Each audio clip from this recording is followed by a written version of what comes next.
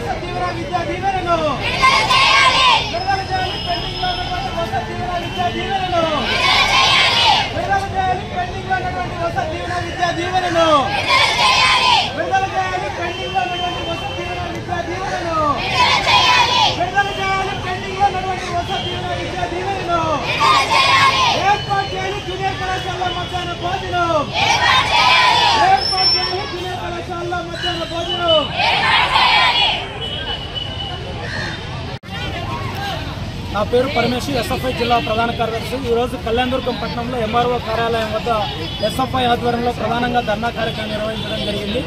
ఏదైతే డిగ్రీ చదువుతున్నటువంటి విద్యార్థులు ఉన్నారో వాళ్ళకు దాదాపు 3 విడతలుగా విద్యార్థులకు సంబంధించి రావాల్సినటువంటి వసతి దీవెన, విద్యా దీవెన 3,800 కోట్ల రూపాయల దాకా పెండింగ్లో ఉంది.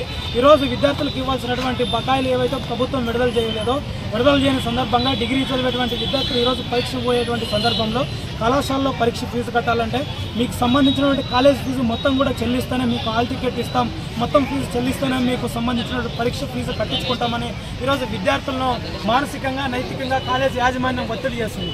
ఈరోజు వాస్తవంగా ఏదంటే ఈరోజు ఈ పెండింగ్లో ఉన్నటువంటి కట్టాల్సినటువంటి బకాయిలన్నీ కూడా ప్రభుత్వం విద్యార్థులకు సంబంధించిన తల్లి అకౌంట్లో ఇవ్వాల్సినటువంటి బకాయిలు ఇవన్నీ ప్రభుత్వం 3 విడతలుగా ఇవ్వకోకున్నట్టుగా 3,800 కోట్ల రూపాయలు పెండింగ్లో ఉంది. నూతనంగా ఏర్పడినటువంటి ప్రభుత్వం కూడా ఈ విద్యా సంవత్సరం సంబంధించిన తల్లి అకౌంట్లో వేస్తారా, కాలేజ్ అకౌంట్లో వేస్తారా అనేటువంటి అంశంపై స్పష్టత ఇవ్వకోకున్నట్టుగా మేము లెక్కలు తీసుకుంటున్నటువంటి అంశంపై ఇప్పటికే 4 నెలలు పూర్తి చేసింది ఈ రాష్ట్ర ప్రభుత్వం. యువగలం పాదయాత్ర సందర్భంగా విద్యాశాఖ మంత్రి నారా లోకేష్ గారు ఏదైతే పెండింగ్లో ఉన్నటువంటి వసతి దీవెన, విద్యా దీవెన విడుదల చేస్తామని చెప్పారో అవన్నీ కూడా వెంటనే విడుదల చేయాలని ఈ సందర్భంగా ఎస్ఎఫ్ఐగా డిమాండ్ చేస్తున్నాం. దాంతోపాటు ప్రధానంగా జూనియర్ కళాశాలల్లో గతంలో తెలుగుదేశం ప్రభుత్వం ఉన్నప్పుడు మధ్యాహ్నం భోజనం ఏర్పాటు చేసేవాళ్ళు.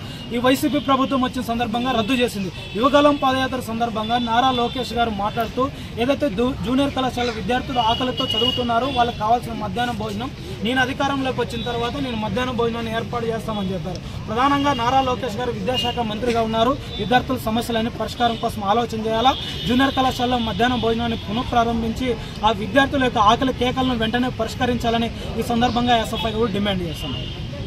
మీరు ఇప్పుడు ఎంఆర్ఓ గారికి మీరు ఇచ్చినారు కదా అర్జీ రూపంలో, పని ఏం చెప్తున్నారు? ఈరోజు స్థానికంగా ఇక్కడ ఉన్నటువంటి కళ్యాణదుర్గం ఎంఆర్ఓ కార్యాలయం వద్ద దాదాపు కళ్యాణదుర్గంలో ఉన్నటువంటి విద్యార్థులందరితో ధర్నా కార్యక్రమం నిర్వహించిన సందర్భంగా బకాయిలతో వసతి దీవెన, విద్యా దీవెన బకాయిలు, జూనియర్ కాలేజ్ సంబంధించినటువంటి మధ్యాహ్నం భోజనం అంశం మీద మాట్లాడితే స్థానికంగా ఉన్నటువంటి ఎంఆర్ఓ గారు విద్యార్థులు చేస్తున్నటువంటి ధర్నాకు బయటకు వచ్చి స్పందిస్తూ మేము ఇచ్చినటువంటి వినతి పత్రాన్ని తీసుకొని స్థానికంగా ఉన్నటువంటి ఎమ్మెల్యే గారికి ఈ వినతి పత్రాన్ని అందజేస్తాం. దాంతోపాటు ఈ జిల్లా కలెక్టర్ గారికి మేము వినోద్ కుమార్ గారికి, ఐపీఎస్ గారికి, ఐఏఎస్ గారికి అందజేసి ఈ సమస్య పరిష్కారం కోసం తక్షణమే మేము ప్రయత్నం చేస్తామని